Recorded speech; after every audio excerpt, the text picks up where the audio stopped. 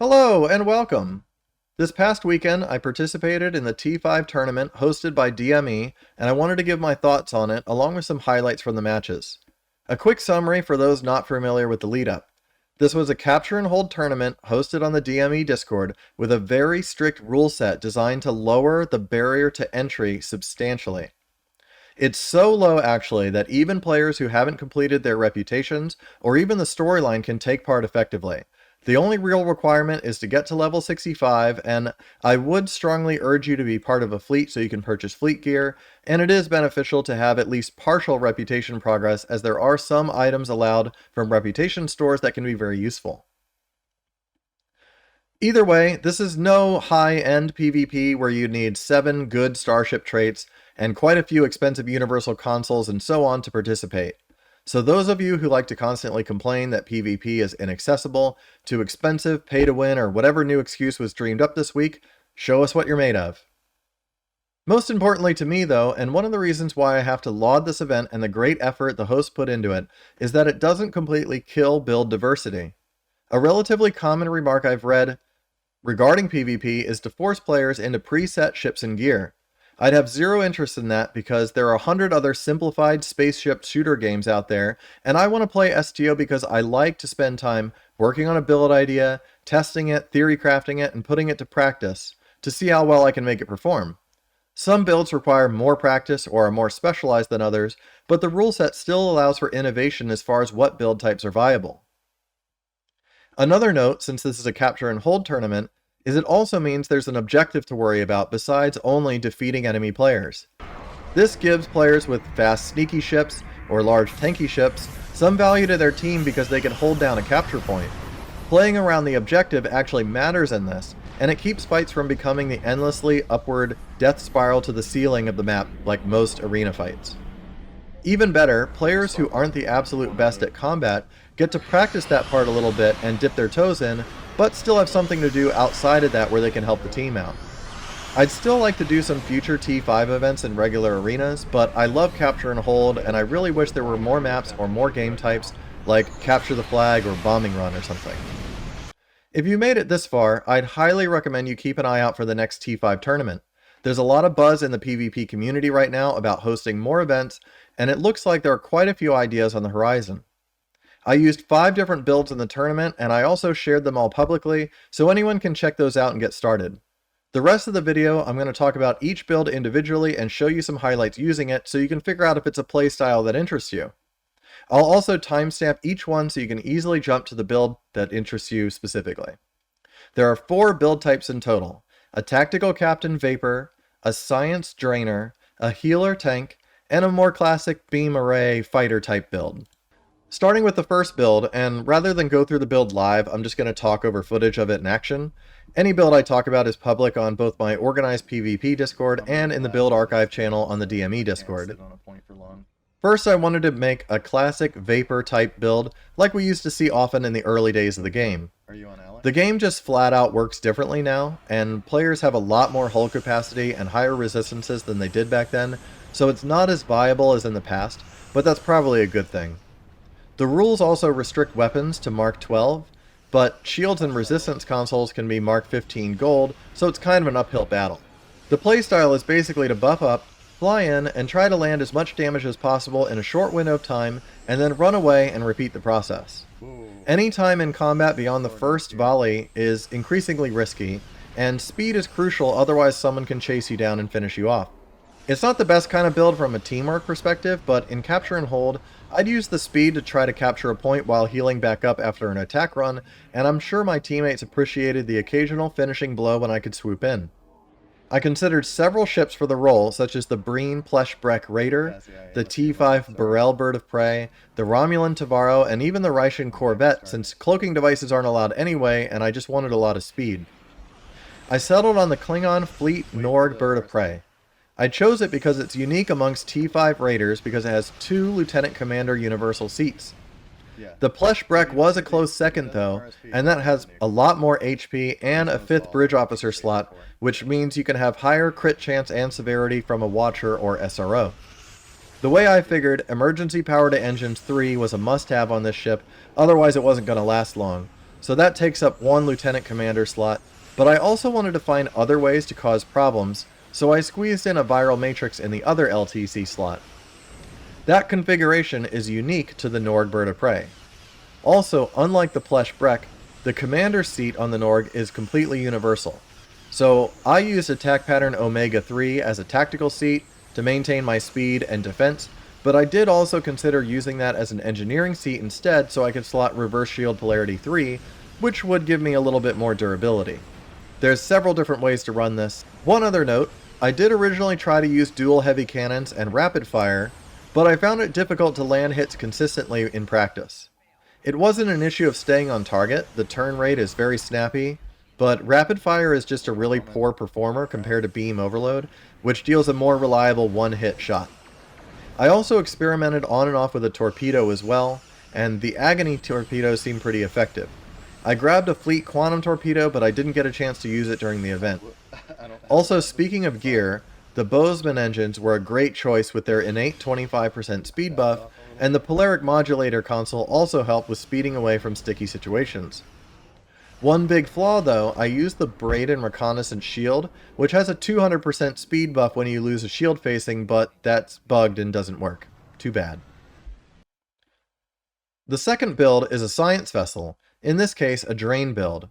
There are really two ways to run a science build in PvP, either drain or control, sometimes a hybrid of both. High-end PvP is heavily skewed towards control builds, and drain isn't that effective, but that's not the case in T5. Trapping someone in a Tychon's Rift, coupled with a tractor beam to keep them near it for a few seconds, is very powerful.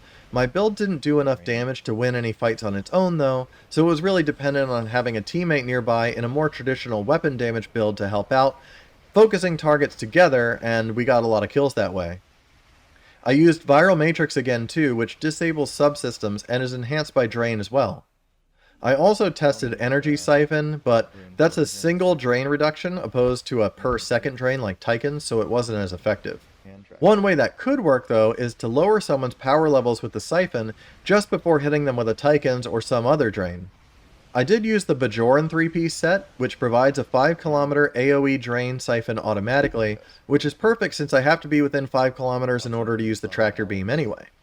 I used the Wells Temporal Science Vessel for this because I happen to have one from way back, but I also considered using the Tholian Orb Weaver and the Voth Palisade. I really wanted to do the Orb Weaver, but I have one and it's on a tactical captain, and I really felt like this kind of build should be done on a science captain, since the Science Fleet ability gives me an extra 40 drain skill and 40 control, and Subnucleonic Beam really helps in slowing people down.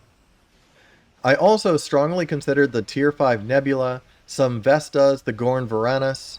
The Nebula was my favorite out of that bunch. The only drawback to any of those is that they have a little too much tactical seating, and I went all in on Drain and I didn't want any tactical abilities at all. However, you could use those tactical abilities with colony consoles to get a little extra healing, might help you stay alive longer. There are two ships I kind of missed in my first considerations, now with hindsight from playing the event. I think the T5 Nova class could be really fun as a speedier ship, using the tactical seat to slot attack pattern Omega 1. It doesn't have quite enough engineering seat for my taste though, so it might be a little on the fragile side, but still might be usable for kind of a hit-and-run science build. On third look, the Lucari Nakum could probably do this build even better. The other thing I missed is that larger ships with a commander science seat, like science carriers, could also do this build very well, and I felt like the secondary deflector of regular science ships didn't really do that much damage, so I'm not sure how necessary that is. That means science carriers like the Vokuv, Cation Atrox, and Tholian Recluse could also do this role while providing some support with their hangar bays. Note that the rules are hangar pets can be the elite variants, but it must be the same type that comes on the ship. So, no mesh weavers with attack pattern beta for your Recluse. That's too bad. Still, you have a ship with a lot more hull capacity and 2 hangar bays in trade for a secondary deflector and some maneuverability. All up to your personal playstyle. On the same thread, these types of builds also lend themselves well to some team support capability. If I watch back my match footage, I'm frequently throwing heals on my teammates, and since I'm at maximum auxiliary power anyway, my hazard emitters can really help somebody out while clearing debuffs and DOTs off. something to consider from a team play perspective. Another thing I noticed, I got my hands on the quantum phase torpedo with the idea that the shield drain effect could be very powerful. Turns out the shield drain from quantum phase simply doesn't apply to player ships. So I went with the morphogenic torpedo instead, since that has a standard polaron drain proc with a 20% chance. I didn't use a control variant of this build, I used drain the entire time, but I do have a few thoughts on that. Starting with the gear, the Jem'Hadar deflector has a huge amount of control and is easily acquired, and there are some really nice looking fleet research lab consoles that provide control alongside either shield capacity or more EPG, depending on how aggressive you want the build to be. As far as abilities, Gravity Well is an obvious choice, but keep in mind that most player ships with even a minimal amount of control resistance, such as from their skill tree, will easily evade and avoid Gravity Well. On the other hand, Photonic Shockwave has a disable that can be extremely long, but its short 3-kilometer range means you have to be a good pilot to make the best out of that.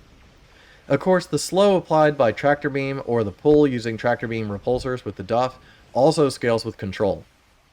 You could also go more into raw EPG and focus on damage using things like destabilizing Resonance Beam or Feedback Pulse, although I have serious doubts Feedback Pulse will ever be that effective. It used to be really overpowered though.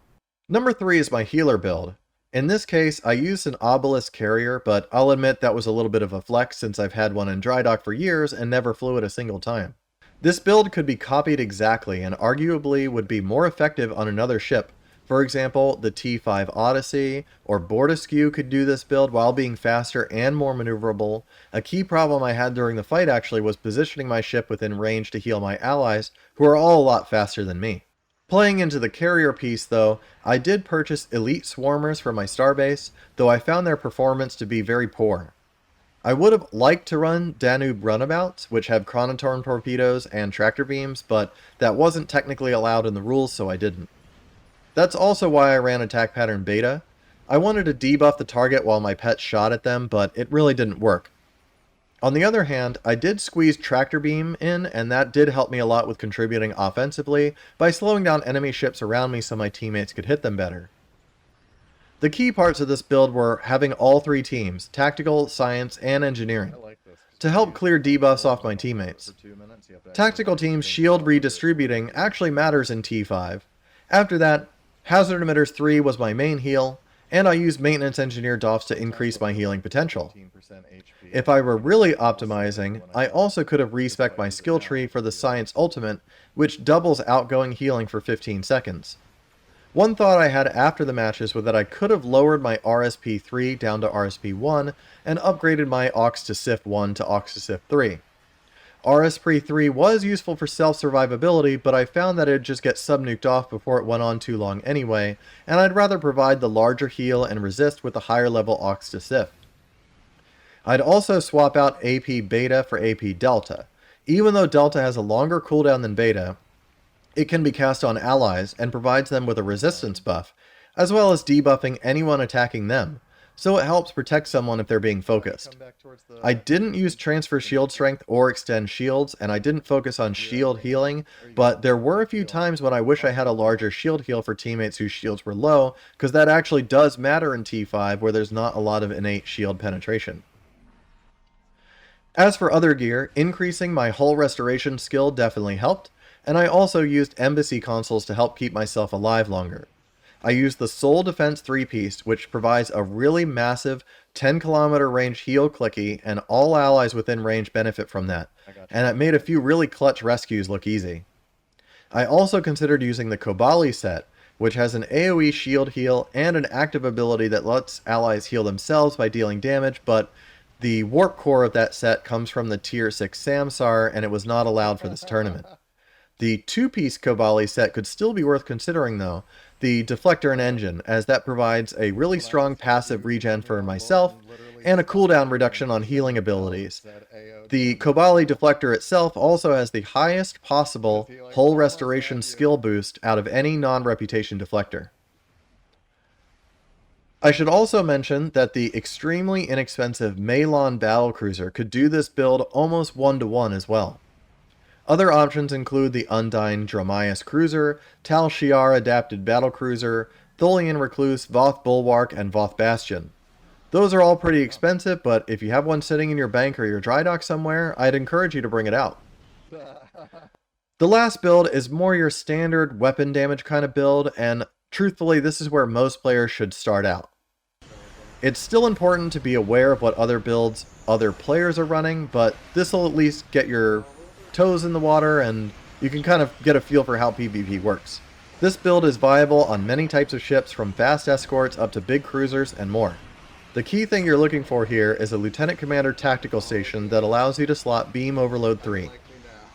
Remember, this is PvP. You're really looking at single target damage abilities. I used 2 ships for this role, both very similar, starting out with the Fleet Avenger Battlecruiser. This is a ship that has a relatively high hull capacity for its maneuverability and has a nice 5-3 weapon layout, which was a lot less common back in the T5 days.